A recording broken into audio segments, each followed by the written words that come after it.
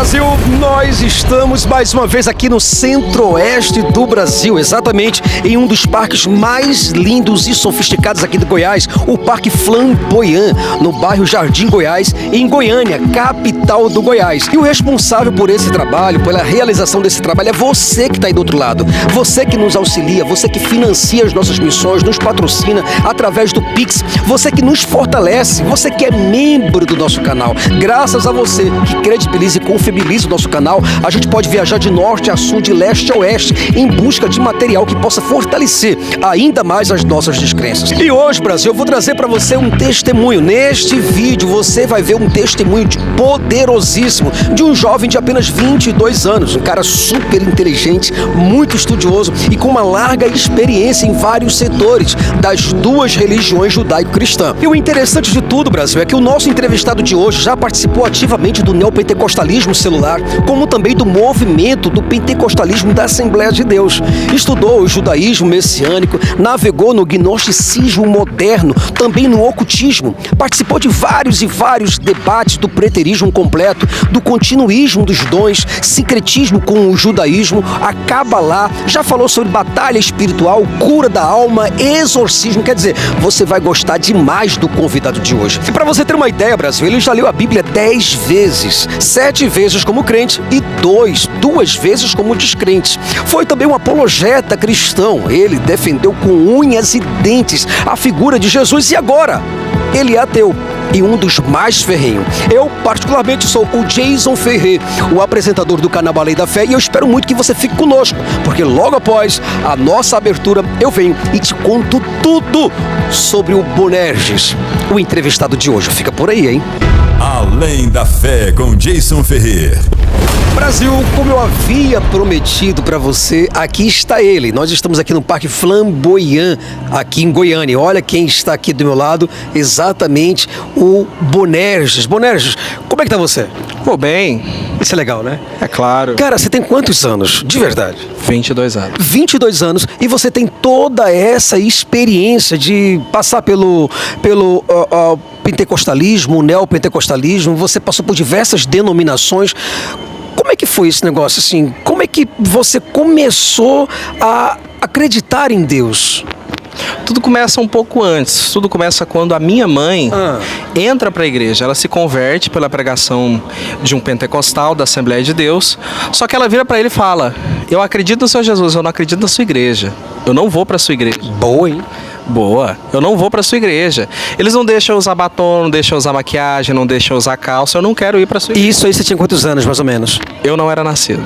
Ah, tá, tudo bem. Então começa bem antes. Começa bem antes, né? Então, ela se converte, casa com meu pai, vem morar em Goiás, e aqui ela procura uma igreja. E aí ela encontra uma igreja em Células, que tinha essa questão fraca de usos e costumes, mas tinha uma questão bem fundamentalista da leitura da Bíblia, de acreditar que aquilo era real, e então trazer o cumprimento, o ato profético, batalha espiritual, o ministério apostólico, tudo isso. E daí, então, você nasce nessa família, sob essas perspectivas, tendo esses rudimentos, essas crenças. E como é que foi, assim, a tua primeira experiência que você lembra de assim, poxa, eu passei a acreditar em um Salvador, em um Jesus ou em Deus através disso? O que foi que instalou, que ligou você ao cristianismo? O que me ligou de fato ao cristianismo, em primeiro momento e muito fraco, foi uma pregação de outro pentecostal na casa da minha avó, onde ele faz o famoso apelo, né? A oração do pecador, eu aceito a Jesus.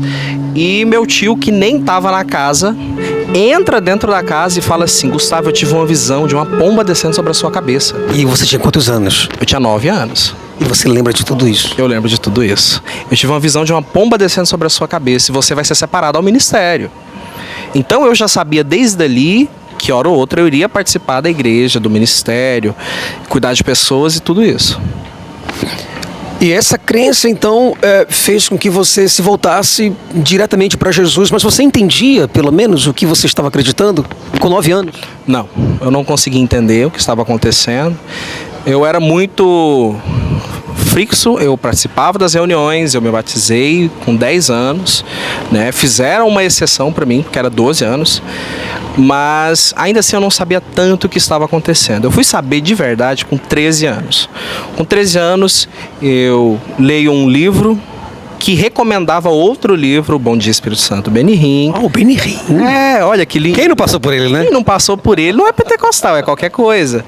Então, eu leio um livro recomendando esse livro e o autor faz um convite a você perguntar a Deus se ele quer ser o seu amigo. Então, ali, de fato, eu começo a viver o evangelho de fato. Porque até ali eu ia na igreja, dava o meu dízimo, a minha oferta e não fazia mais nada. Eu não entendia o que estava acontecendo e não buscava entender. Eu era só mais um igrejeiro, só esquentava banco. Dali para frente, que eu tento começar a agradar a Deus, a entrar em santidade, em consagração, para receber o Espírito Santo. Eu já era, entre aspas, batizado, só que eu não ouvia a voz de Deus. Eu queria ouvir a voz de Deus, eu queria ter uma prova que Deus existe. Então, por causa desse livro, eu sou convidado a orar mais, a jejuar mais e perguntar ao Espírito Santo se ele queria ser meu amigo. Interessante, Brasil, isso daí, viu? Agora sim, Bonerges, a gente andando aqui, vamos... tem uma pergunta que eu gostaria de te fazer.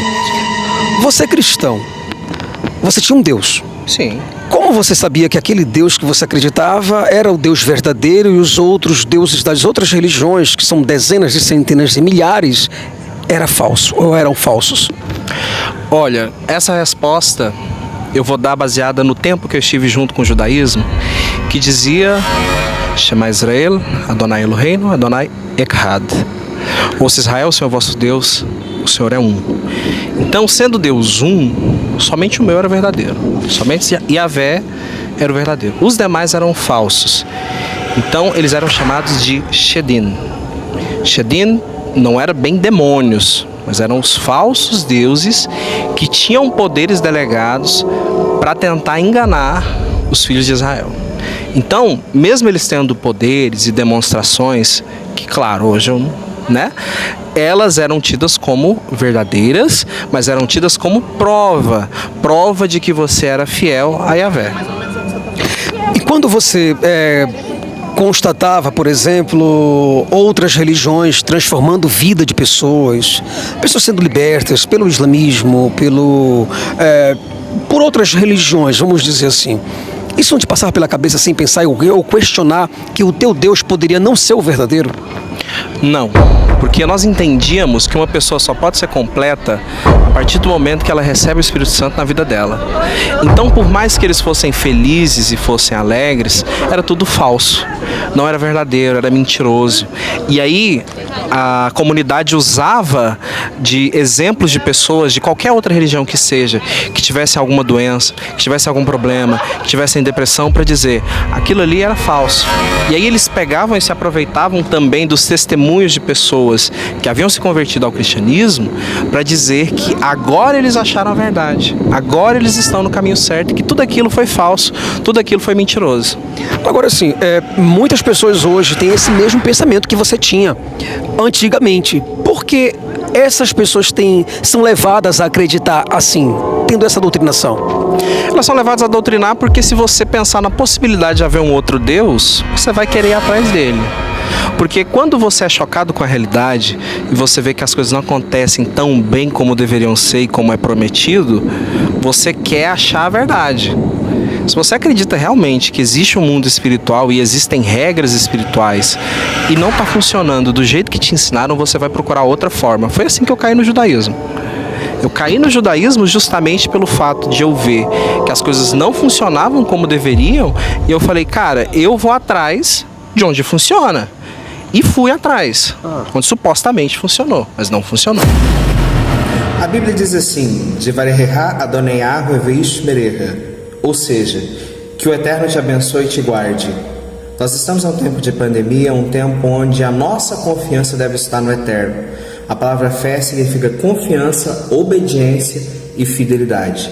Se você confia no Eterno, você não tem medo e pode vir o que vier, que você estará de pé, porque a nossa fé está firmada em Yeshua.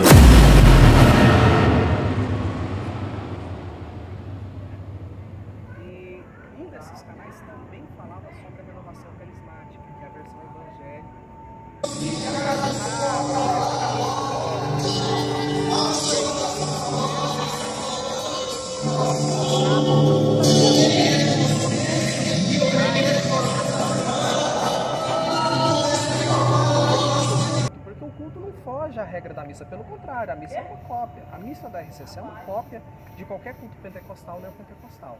E aí eu começo a me questionar e falar, poxa, peraí, a minha fé diz que se eu adoro algo que não seja Deus, eu estou sendo idólatra, estou fazendo avodazará, eu estou fazendo idolatria. Como que eles estão fazendo idolatria, estão manifestando supostamente a mesma coisa que eu manifesto no meu culto, eles manifestam na missa.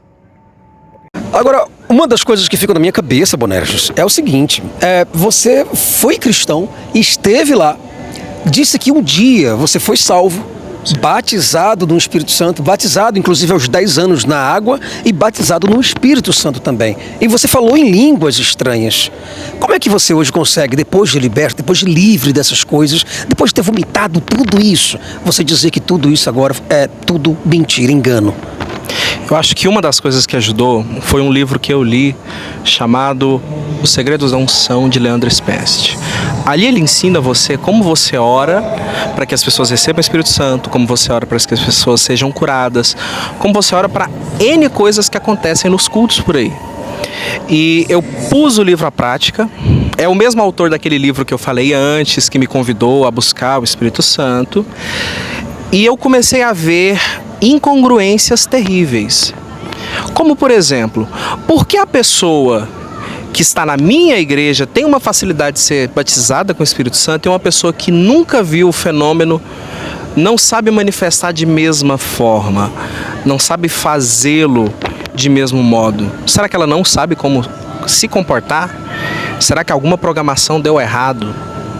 Era uma coisa que eu percebia. E eu também questionava por que na minha igreja eu via certas manifestações, como cair, rir, chorar, mas eu não via coisas como rodar, eu não via coisas como pular, coisas que são típicas de um pentecostalismo mais caído para umbanda, por assim dizer, ao passo que o neopentecostalismo de onde eu ia era mais caído para algo que você vê no hinduísmo, né? Como por exemplo o Kundalini. O Kundalini, as pessoas têm as mesmas reações que num culto do Benihim, por exemplo.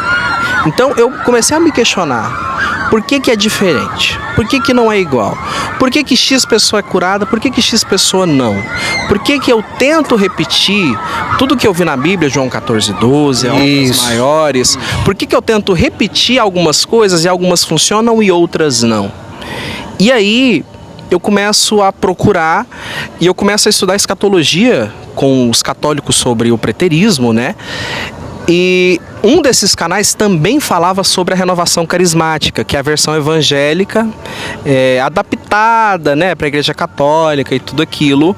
E aí eles começam a questionar tudo aquilo e mostrar a fundamentação de como a hipnose estava por trás da missa renovada, carismática, e por conseguinte do culto, porque o culto não foge à regra da missa, pelo contrário, a missa é uma cópia, a missa da RCC é uma cópia de qualquer culto pentecostal ou neopentecostal. E aí eu começo a me questionar e falar, poxa, peraí, a minha fé diz que se eu adoro algo que não seja Deus, eu estou sendo idólatra, estou fazendo avodazará, eu estou fazendo idolatria. Como que eles estão fazendo idolatria? Estão manifestando supostamente a mesma coisa que eu manifesto no meu culto, eles manifestam na missa. Boa pergunta. E aí, eu comecei a pensar, tem algo errado. Com certeza tem algo errado. Porque se a verdade está comigo, lá está a mentira. Mas por que a mentira é igual? Deveria ser diferente. Boa, porque a mentira é igual, Brasil, exatamente isso daí. Tem uma mensagem que sempre me confundiu quando eu era crente, que dizia o seguinte, muitos me dirão naquele dia, Senhor, Senhor, nós profetizamos no teu nome, e em teu nome nós curamos, expulsamos demônios no teu nome. Aí ele vai dizer, mas eu nunca vos conheci.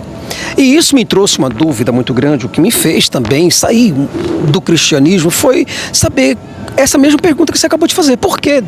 Se eu tinha o Espírito Santo, como que aquelas pessoas que não conheciam Jesus faziam não em nome do diabo, não em nome de Satanás, de Lúcifer ou do anjo mau, mas fazia em nome de Jesus e acontecia? E como que Jesus dava poder para aquelas pessoas? Como que o Espírito agia? Como que a verdade estava lá? Isso nunca te passou pela cabeça? Passou porque é aí que volta lá no primeiro questionamento por que na Igreja Católica também acontece igual. E futuramente eu vejo um vídeo do próprio Bispo de Macedo, onde ele compara uma igreja com um terreiro. E aí de um lado está a Assembleia de Deus, o povo pulando, o povo rodando, o povo caindo. Do outro está o terreiro com as mesmas manifestações.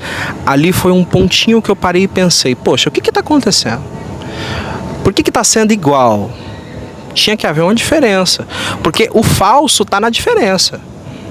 Se eu te dar uma nota de R$2, você jogar ela contra a luz e ela não tiver o relevo, você vai falar, cara, essa nota é falsa, por causa de um mínimo detalhe. Mas por que é tão igual à missa? Eu me lembro de assistir na Canção Nova um padre com a Bíblia debaixo do braço falando, olha, Deus está me revelando que tem alguém com uma dor na coluna assim assado, você está desse lado, e a pessoa se levantar e ir lá, e eu olhar e falar, ué, mas eu faço isso. O que ele tem que eu não tenho? Ou o que eu tenho que ele tem?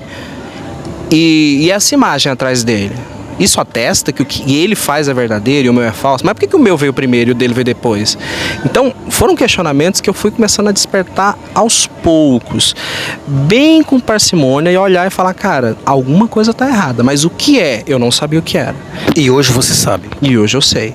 Com os estudos se eu não me engano o nome dele era Mateus, ele era do Instituto do Padre Quevedo. E aí era ele que explicava. Olha, a referência de ceticismo que nós temos no Brasil é um padre, o Padre Quevedo. Não é um ateu, é um padre. Veja a referência que nós temos dentro desse celeiro, altamente religioso. Quer dizer, ao invés de nós termos um cientista, um agnóstico, um ateu, um materialista, não, nós temos um padre. Nós temos um padre. Porém, toda apologética cristã, ela vai atacar as outras religiões. Ela nunca vai atacar a crendice, ela nunca vai atacar a superstição, né? O mesmo Padre Quevedo que fazia o seu show copiando outros hipnólogos, copiando pastores, copiando até mesmo padres da RCC e etc., é o mesmo cara que alegava, afirmava de pé junto que havia uma santa que chorava. Então, ele não estava fazendo um trabalho pelo ceticismo, ele não estava fazendo um trabalho pelo pensamento crítico, ele estava fazendo um trabalho pelo lado dele, porque ele não questionava o que acontecia com ele. E esse é o maior problema. Vamos pra cá. Quando nós pegamos a empatia de quem está falando conosco, principalmente quando ele mostra uma porcentagem de erros, mas não mostra todos, os erros dele são ocultados. Se você olha para uma pessoa santa, você acredita que ela é santa de fato, você vai olhar para os seus erros, vai olhar para ela e não vai perceber os erros dela.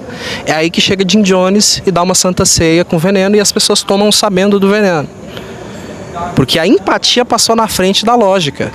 E você vê que a religião ela não tem a ver com lógica, ela tem a ver com emoção. qualquer que seja, a contemplação. Você chega, por exemplo, numa igreja católica enorme, e você vê aquelas imagens, você vê aquela arquitetura, você enche os olhos. É estético, é belo, é bonito. E aquilo chama atenção. E aí, nisso, o senso crítico vai embora. E é aí que as pessoas se abrem para as maiores mazelas. O marketing a favor da religião. O marketing a favor da religião. O marketing, a psicologia. Por que será que o Silas Malafaia é formado em psicologia? Ele atende as pessoas da igreja de graça? Ele é psicólogo? Ele é renomado? Já escreveu algum livro sobre psicologia? Então, para que ele se formou nisso? Verdade, Brasil. Tá aí uma pergunta que a gente precisa refletir. Eu te peço em nome de Jesus que a sua palavra seja ministrada hoje. Eu te peço, Senhor, leve-nos a todos nós a entender aquilo que o Senhor tem para nós assim, que nós possamos viver, Deus, aquilo que o Senhor guardou para nós nos céus, que nós possamos experimentar coisas novas contigo. Eu te peço em nome de Jesus, Pai, libera sobre esse lugar uma nova função sobre cada pessoa, em nome de Jesus. Agora, diante de muita coisa que eu vi, que inclusive eu vi que você tinha inclusive um canal no YouTube, e você postava muitos vídeos de você orando, clamando, pedindo, fazendo grandes intercessões, colocando as mãos nas pessoas, orando por elas. Ali, você estava sentindo exatamente o que, Bonerges? Aí a gente volta para o livro. O livro ensinava que você tinha que orar e buscar e clamar até o momento em que você começasse a sentir supostamente a presença de Deus. Eles ensinavam que a partir do momento que você sente que não está sozinho, a presença de Deus está ali. E nesse momento você tem que se concentrar, porque aí o poder de Deus virá sobre você e esse poder tem reações. E eles ensinavam que a primeira reação era o arrepio. Então eu orava até vir o arrepio. Eu acredito que no canal não teria algum culto completo, mas os meus cultos eram demorados, eram 3 horas, eram 4 horas, porque eu esperava o momento correto em que o poder viria sobre mim. Porque se eu estou sentindo, os outros vão sentir. Então eu esperava esse momento. E aquilo era um transe não só forte para as pessoas, como para mim também. Porque era ensinado no livro que a cada vez que você impõe as mãos e você transfere a unção para aquela pessoa, você fica sem. Você tem que chamar novamente, começar o processo tudo de novo, vir sobre você e aí você transfere novamente. E eles ensinavam que essa transferência é dobrada, porque Eliseu pediu o espírito dobrado de Elias. Então cada vez que eu impunha as mãos sobre alguém, eu sentia dobrado. Se você analisar aqueles vídeos, você vê que no final deles, eu não estou andando direito, eu estou cambaleando, eu estou andando menos, eu estou chamando as pessoas para a minha direção. Porque você vai entrando naquele transe, você vai se sentindo diferente, né? E Atos 2, eles usam muito essa passagem para dizer que as pessoas se sentiam como bêbadas. E realmente, naqueles momentos eu sentia a impressão de que eu estava bêbado. A vista embaçava, a minha perna não respondia, meu braço não respondia direito. Eu ia me desligando, como já aconteceu, de ter um momento de eu cair no culto e acabar ali. Outra pessoa continuar, porque eu caí ali. Mas e as pessoas que sentiam aquilo que você emanava?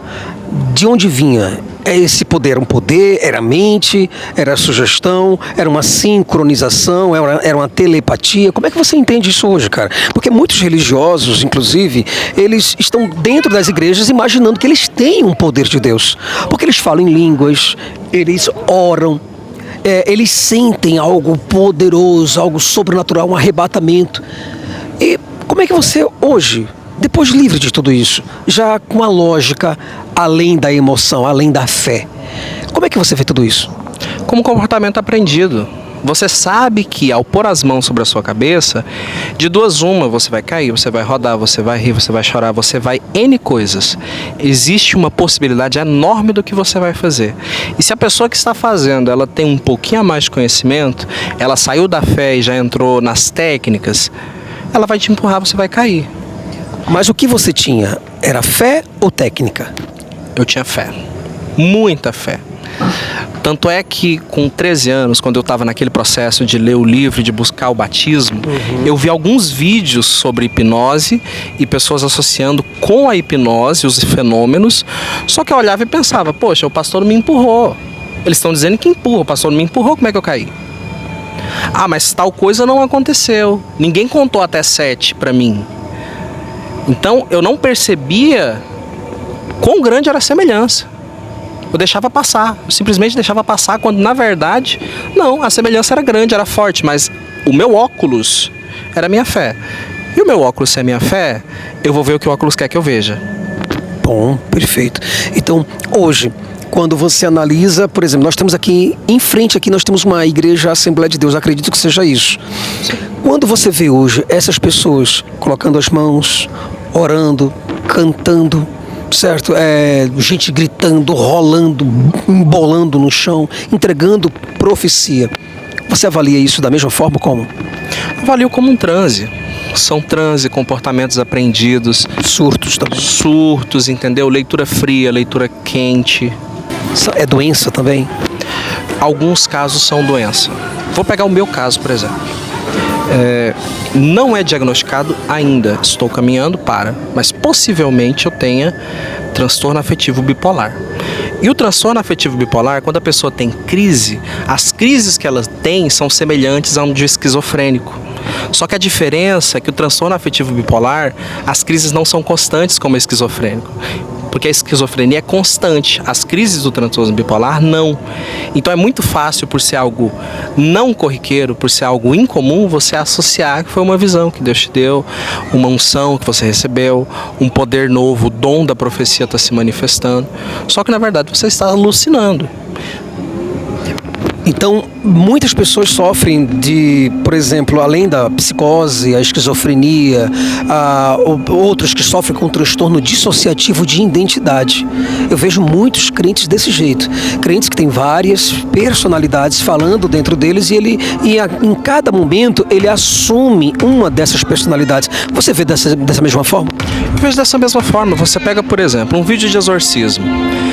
Principalmente quando a pessoa já veio de um ambiente espírita, né, seja de baixo espiritismo, alto espiritismo, ou de vertentes semelhantes como Umbanda, Quimbanda, Candomblé, principalmente a Umbanda e o kardecismo, que a pessoa já aprendeu várias personalidades.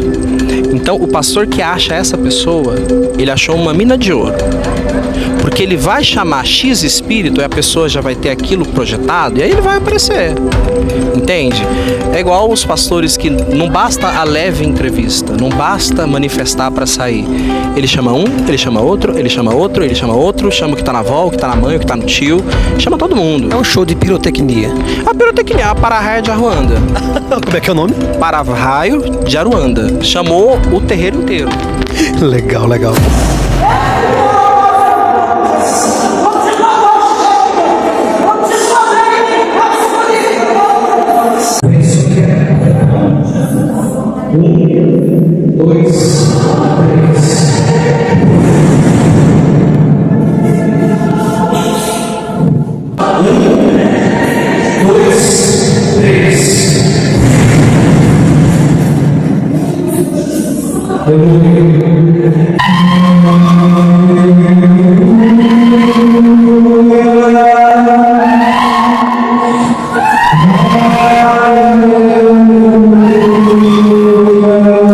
Agora, Bonerges, uma coisa que eu quero muito que você olhe para a câmera e responda para as pessoas é o seguinte: por que você acha que as pessoas que buscam santificação, elas devem ficar longe da incredulidade, devem ficar longe das perguntas? Por que você acha que os pastores, bispos, padres querem que as pessoas façam menos perguntas? O que acontece? Acontece que existe um sistema, uma prisão, que ela é feita já para que você não fuja dela. São armadilhas muito bem engendradas que te fazem correr da dúvida e correr do questionamento, porque você ir de encontro a ele é você dar a sua mente ao diabo, é você emprestar a sua mente ao inimigo, é você se deixar vencer pelo pecado, porque a incredulidade é um pecado. Então, você tem necessariamente que ter fé, porque sem fé é impossível agradar a Deus. E como eu vou deixar de agradar a pessoa que é o Todo-Poderoso e que está acima de tudo e de todos? Eu não posso fazer esse sacrilégio. Então eu não posso questionar, eu não posso perguntar. E mesmo as boas pessoas e mesmo aquelas que se emprestam ao pensamento, por mais que elas tentem, chega um determinado momento ou chega uma determinada questão que ele é literalmente bloqueado e levado a voltar à fé, porque ele já tem gatilhos que levam à fé. Um momento de debilidade, um momento de guerra, um momento de luta, um momento de doença.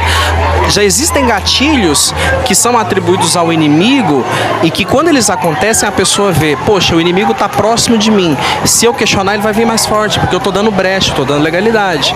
Então eu não posso questionar, eu tenho que apenas aceitar e ficar quieto. Você acha que o que Jesus disse é quando a pessoa se afasta, deixa o caminho dele, a casa que estava limpa, ela volta a ser suja, e o demônio que estava em você volta com 7 demônios a mais. Isso realmente aconteceu contigo? Aconteceu. Voltou os demônios? Voltaram os demônios. Porque todo o conhecimento que eu me negligenciava, porque todo aquele pensamento que eu fugia dele, porque todas aquelas atitudes que não eram erradas, mas que supostamente eram pecados que eu deixei de fazer, obviamente, se Cristo saiu da minha vida, se Cristo não governa a minha vida, eu vou retornar a elas. Porque eu sei que não me fez mal em momento algum e que eu retornar a elas não me fará. Então é por isso que as pessoas olham e falam, poxa vida, voltaram 7 demônios. Porque a pessoa vê que aquilo que ela tentou buscar, viver e praticar era falso, então ela se deixa viver uma vida feliz. Cara, nós temos uma única vida, a gente não sabe se chega a 60, a gente não sabe se chega a 70, eu tô aqui sentado com você, eu posso ter um infarto aqui agora, eu vou viver de qualquer jeito, eu vou viver de forma ruim, eu vou correr do prazer única e exclusivamente por medo, não faz sentido. Interessante. Então, esses demônios, o que seriam hoje da tua visão? Eu gostaria de dizer que esses demônios são o conhecimento, esses demônios são o questionamento, esses demônios são tudo aquilo que nós seguramos, ocultamos, escondemos das pessoas, que sempre esteve conosco, que nunca saiu de nós, que nunca fugiu de nós. Profundo demais, Brasil, isso daí agora, viu? Adorei a sua resposta sob essas perspectivas. Muito bom. Eu estou vendo, por exemplo, que tem um grupo de pessoas aqui que estão reunidas, orando, batendo palmas e engrandecendo o nome de Jesus. Eles fizeram uma oração aqui agora. Essa oração resolve o quê? Move o quê? Boca, palavra, cuspe, sabe? Gasta tempo, energia, com nada. Com nada. Quantas pessoas não oraram no Covid? Muitas. Seu ente querido se curar, se salvar, não morrer. Quantas pessoas não oraram pedindo a proteção de um acidente e agora supostamente estão no braço do Pai? Não muda nada. E se Deus determinou algo, por que vou eu, um mero humano, tentar mudá-lo? Não faz sentido eu tentar ir contra um decreto do próprio Deus. Então, seria uma perca de tempo as pessoas... Seria um entretenimento, vamos colocar assim. As pessoas pararem em praça pública, evangelizarem, se reunirem, darem as mãos, abraçarem as árvores e começarem a falar com o ser invisível. Você acha isso somente um entretenimento? Poxa, cara, se você pegar a própria fé deles, Jesus falou que o seu Pai sabe tudo que você precisa, não precisa falar para ele, quem pede aos pagãos. Então será que todo esse povo é pagão? O cara realmente tem um dom de nos calar, é ou não é? Pensa aí, religioso. Agora, Boné, uma pergunta que eu gostaria também de fazer. Quando você fala de santidade, justificação, regeneração, a gente também chega na ideia de pecado, a armatologia, certo? O que seria hoje o pecado para você? Cara, para mim o pecado hoje, segundo a minha concepção, fora da martiologia, é você não viver. É você não se dar ao luxo de ter uma vida digna, de ter o prazer, você correr contra outras pessoas, você querer a morte de outras pessoas porque você discorda delas, de fato, o pecado hoje, no meu entendimento, aquilo que eu vejo como negativo, uma atitude negativa, é você ter uma vida sem prazer, é você ter uma vida onde você não é feliz. Você não é feliz e não permite que os outros sejam felizes. Porque todos aqueles que falam de pecado nunca falam para si. Nunca vivem para si. Eles querem impor aos outros, eles querem obrigar os outros, mas eles mesmos não se submetem. Se você olhar bem, quantos e quantos pastores não fazem coisas assombrosas, asquerosas em nome de Deus e às vezes até sem o nome de Deus, e às vezes chega a ser pior que as próprias ovelhas, mas eles querem ter o dedo para apontar. Porque quando eu aponto para alguém, quem sou eu? Eu sou o certo. Se eu estou apontando errado, consequentemente eu sou certo. Se eu sou santo, o outro é pecador.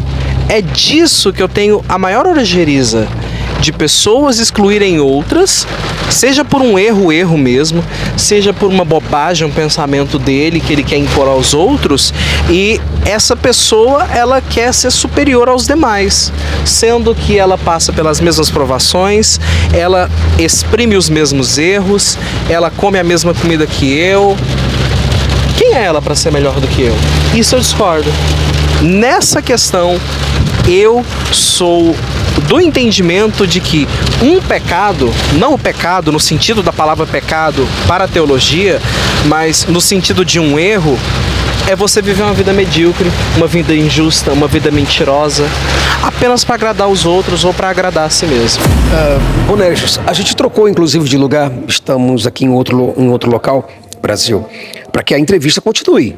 Tá? A gente troca de lugar, vai para shopping, livrarias, sabe, diversos lugares, para que você do outro lado possa ter um excelente conteúdo em todos os aspectos. E assim, uma coisa que eu estou vendo muito do Bonerges é que ele está se liberando completamente. Ele está dando aqui o coração dele, demonstrando enfaticamente hoje a sua descrença. Mas eu não posso deixar de lado de fazer uma pergunta para você.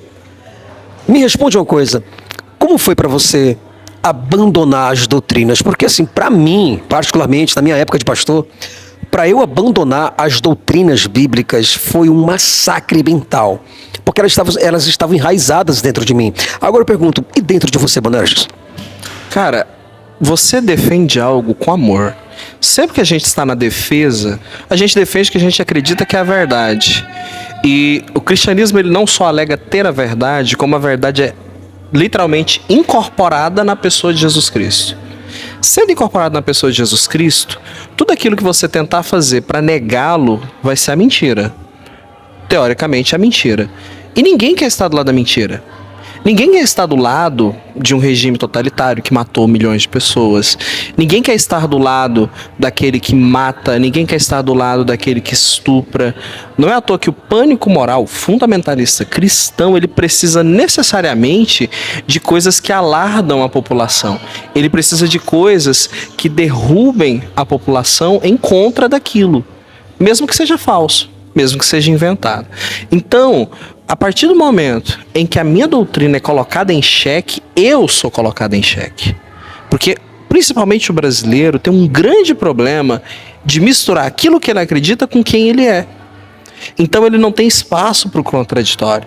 Ele não tem espaço para o debate. E aí entra a briga, entra a discussão, entra a porradaria, entra a morte. Porque não tem espaço. E não há espaço.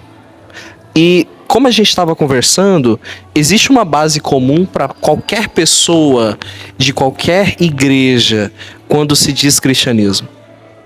A base comum, por exemplo, é que Jesus salva. Não interessa a igreja que você participe. Todas, literalmente todas, vão dizer que Jesus salva. E esse fundamento, ele une as pessoas. E mexer nele é complicado.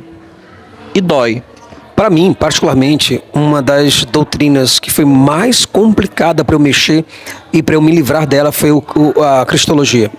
Com toda certeza, porque a partir do momento que você começa a estudar Cristo, você começa a ver contradição, algumas bem aparentes, outras bem veladas. Por exemplo, como eu falei, eu tive um certo envolvimento com o judaísmo, e isso me levou a questionar a messianidade de Jesus.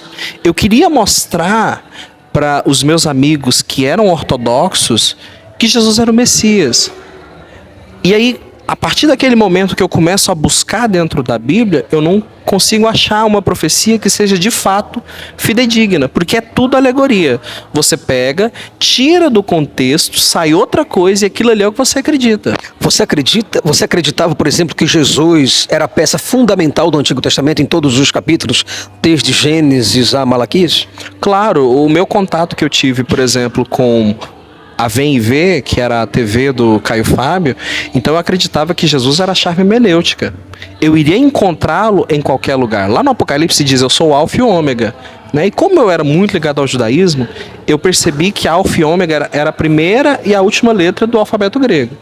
Então, no Apocalipse, em hebraico, seria a primeira e a última letra do alfabeto hebraico, Aleph Tav. E Aleph Tav, juntos, é uma palavra que não tem tradução. Dentro do texto não tem nada. Então o que eu fazia? Debaixo desse viés e desse óculos, toda vez que eu lia algum texto em hebraico no Antigo Testamento e tinha esse Aleph Tav, eu tinha alguma forma de enfiar Jesus no meio. Por exemplo, Bereshit bara Elohim et hashamayim ve'et haaretz. Esse et que eu falei é o Aleph Tav. Então eu colocava Jesus nesse meio como se ele tivesse criado os céus e a terra. Desculpa, me perdoa, só me movi aqui. Mas você sentia que estava sendo desonesto com o texto? Com o tempo eu passei a me sentir desonesto, porque você vai forçando o texto e percebe que está errado. Por exemplo, do Egito chamei meu filho. Boa. Oséias 11. Só que você lê o primeiro versículo, quando Israel era um menino, eu o amei, e do Egito chamei meu filho. Como que eu vou aplicar a Jesus se o próprio contexto diz que é Israel? De fato, não tem condições, Brasil.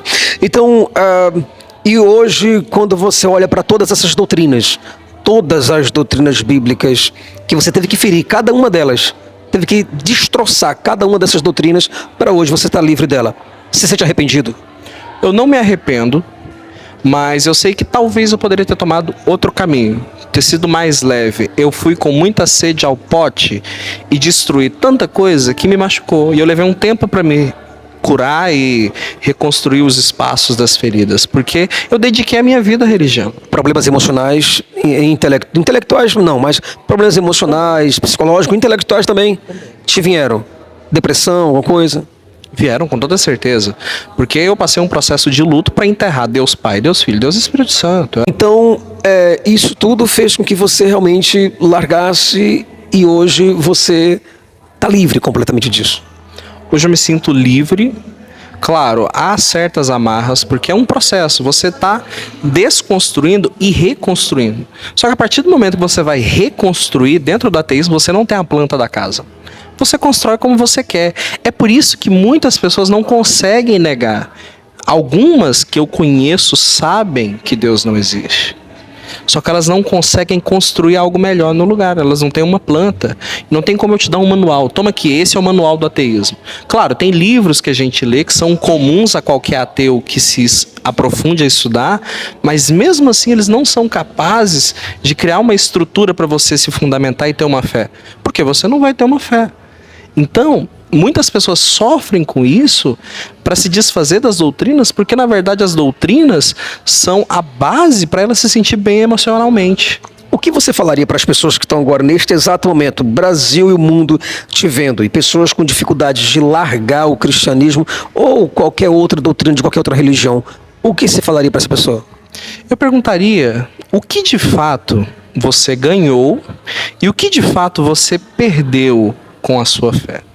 Se você colocar a balança, sendo sincero consigo mesmo, tudo que você ganhou, tudo que você perdeu e a forma que eles podem usar a religião, tanto a seu favor como contra você, você chega a uma conclusão. Você chega à conclusão que pode sim ser maléfico. Você chega à conclusão que pode sim te debilitar.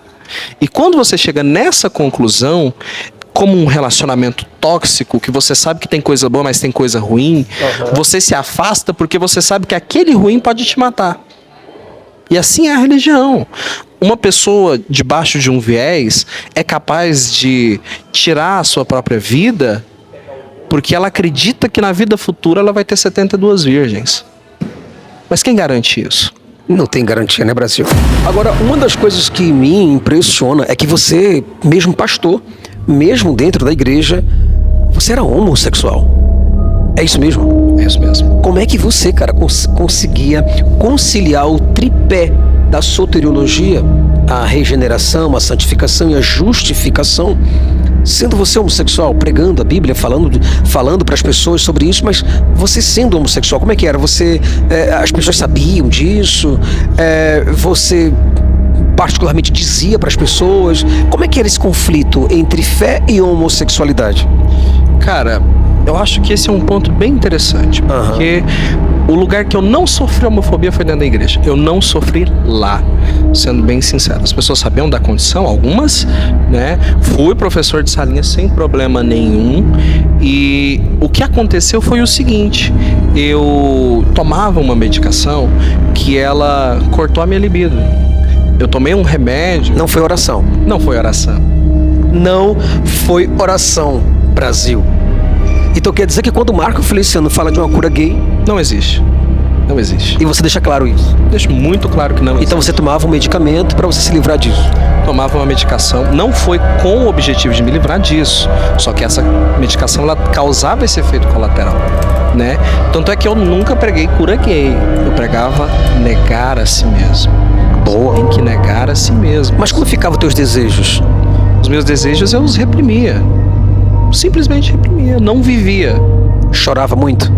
Chorava muito, chorava bastante. Você sofre ali dentro. E quando você via, por exemplo, algum homem, alguém que te encantava, alguém que te enfeitiçava de alguma forma, o que você falava, o que você fazia? Eu tomava distância. Eu não me deixava me aproximar da pessoa, porque Jesus ensina, né, que a carne é fraca e o espírito está pronto. Então eu me afastar era uma atitude de andar no espírito. Então eu precisava andar no espírito, me afastar de forma a não dar legalidade, a não atrair a aparência do mal. Então, por essa causa, eu me afastei de pessoas, eu cortei amizades, e às vezes as pessoas nem sabiam o motivo, mas esse era o motivo. Porque eu não queria abrir nenhuma brecha para possivelmente cair. Então, sendo assim, eu aprendi a me doutrinar antes da medicação. E quando a medicação veio e eu já tinha todo um preparo ali, eu não sentia nada, eu não me sentia atraído. Eu olhava e para mim era normal.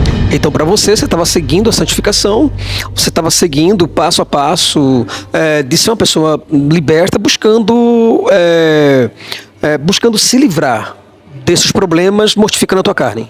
Exatamente isso. Para mim era um problema, mas o fato de eu não me sentir atração nunca foi também uma forma de eu legitimar. Não. Acreditava que isso era demônio? Não acreditava. E mas como você conciliava assim, dizer que Deus me fez assim? Cara, eu acreditava que cada um nascia com alguma coisa a se resolver. Por quê? Porque como a gente tinha a Kabbalah, tinha reencarnação. E para reencarnação, você reencarna para cumprir algum mandamento, né? Na Kabbalah é diferente, você não vem pagar alguma coisa que você fez, você vem fazer alguma coisa que você não fez. Mas quando você colocava Jesus como centro de todas as coisas, sabendo que Jesus nunca ensinou reencarnação, como é que ficava a tua relação com a reencarnação, a palavra de Jesus, o Novo Testamento e a Kabbalah? Necessário vos é nascer de novo. Mas isso é reencarnação ou é regeneração? Vai do momento. Vamos pegar outro exemplo aqui. Certo. Jesus vai curar um cego de nascença. E ele vira para os 12 e os 12 falam assim: quem pecou para que nascesse cego? Ele ou seus pais? Como alguém que nasceu cego e pecou antes de nascer? Predestinação. Reencarnação. Predestinação. Bom, trocadilhos de palavra, né? Já tava com essa palavra, quando tu terminasse, eu ia falar predestinação, não era, cara? Porque é muito conflituoso a religião. A religião realmente ela cria problemas em rixas. Você já teve inimizades por causa disso? Muitas. Estamos quase chegando ao fim dessa entrevista, Brasil. Mas eu preciso perguntar para você que diante de tudo isso que você passou na igreja, tu já sofreu algum tipo de opressão onde a igreja já te olhou de tal forma, reprimindo você nas suas mudanças, quando você já estava realmente trabalhando alguns significados, algumas representatividades na tua vida, algumas mudanças, enfim. Isso já te causou algum taquicardia, ansiedade, alguma depressão? Te causou incômodos? Como é que foi isso daí? Bom, eu acredito que a partir do momento que eu decido sair, eu começo a lidar comigo mesmo, eu começo a sofrer um pouco, porque praticamente eu tive que viver o enterro do Pai, do Filho e do Espírito Santo, como eu tinha dito. Então, esse enterro, esse luto foi doloroso, porque literalmente eram as pessoas que elas dominavam a minha vida, elas julgavam a minha vida, elas eram senhores. Eu os aceitei como Deus e Senhor, e sendo eles senhores, eles tinham total acesso ao que eu iria fazer, ao que eu iria deixar de fazer. E, como eu falei, quando você começa a reconstruir sem ter uma planta, você se sente muito inseguro e indefeso, porque você não sabe como agir, até onde agir, o que fazer e como fazer. Você se sente perdido e você se sente sem propósito, porque eu aprendi a viver uma vida com propósito, né?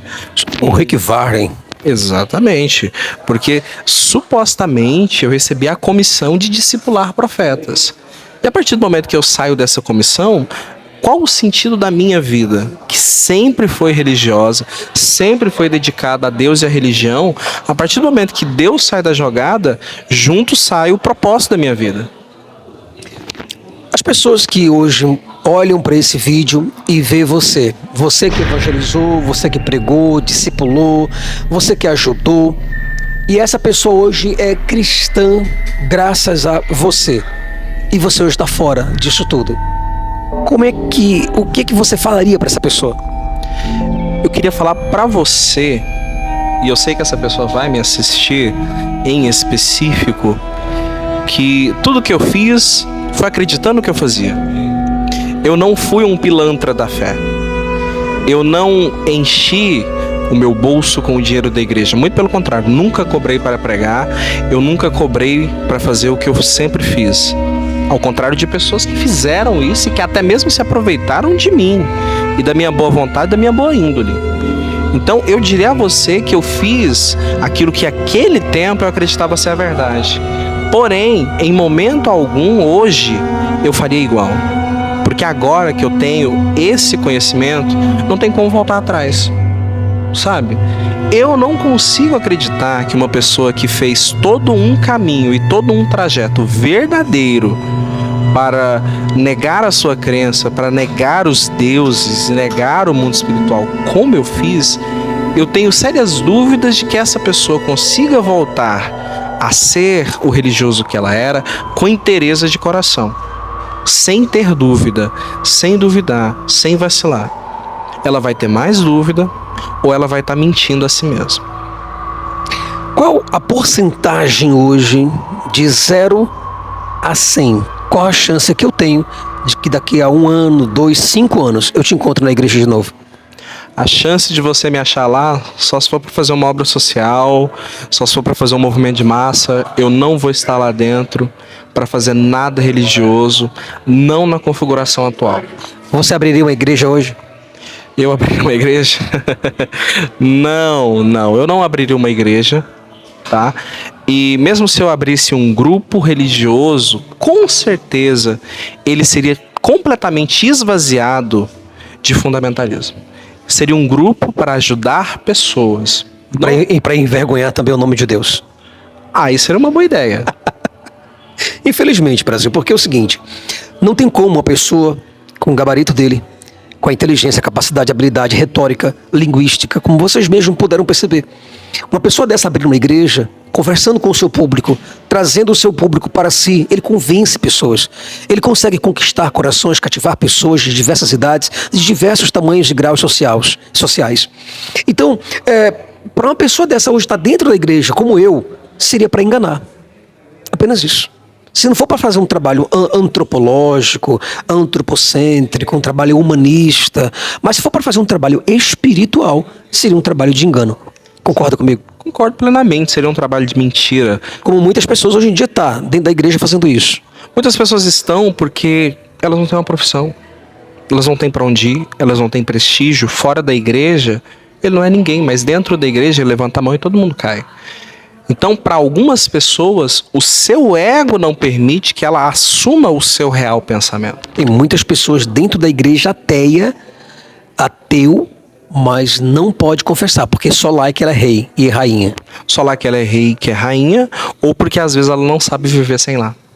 Ela não consegue se desligar, ela está presa e tão amalgamada com a religião que a vida dela sem religião não é vida. O que é o ateísmo hoje para você?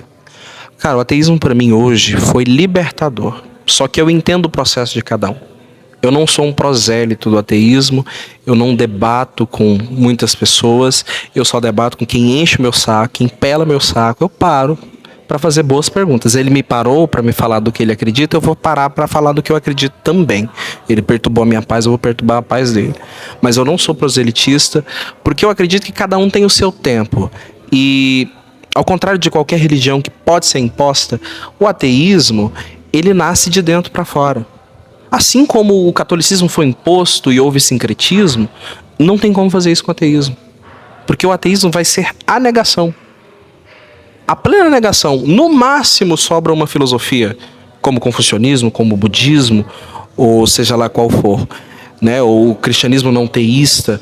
Mas a prática religiosa não tem como misturar com o ateísmo. É impossível. Bom, Brasil, é isso. Fico muitíssimamente agradecido a todos vocês que nos assistem, que nos dão essa oportunidade de estarmos juntos aqui neste canal, o canal Além da Fé.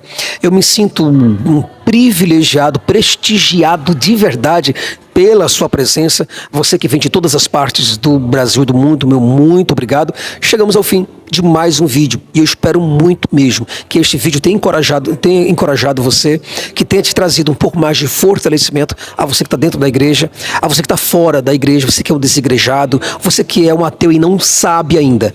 Eu gostaria que você terminasse o vídeo de hoje dando uma dica, um recado precioso para aquelas pessoas que te assistem. Pode ser teu familiar, teu amigo, teu colega, pessoas desconhecidas. O que você tem a dizer no final desse vídeo para quem está te ouvindo agora sobre a tua real vida? Independente do que você pensar, independente do que você acreditar, viva uma vida feliz. Viva uma vida prazerosa. É certeza que vamos morrer. O que passa disso, não dá para ter certeza, mas é certeza que vamos morrer. É melhor você morrer feliz do que morrer aprisionado. Uma salva de palmas, Brasil. Coloca nos comentários para essa pessoa maravilhosa que eu tive o privilégio de poder conhecer, de poder entrevistar e estar até este momento. Um forte abraço para todos vocês, meu muito obrigado mesmo. Eu espero muito poder ver você aí, do outro lado, no próximo vídeo. Tchau, tchau, pessoal. Se você gosta do nosso conteúdo e deseja de forma espontânea e generosa nos ajudar a continuar a expandir este projeto pelo Brasil e pelo mundo, por favor, contribua e ajude-nos através do Pix. O nosso Pix está aí, alemdafejason@gmail.com. O Além da Fé lhe agradece profundamente por este ato de consciência, maturidade e responsabilidade social.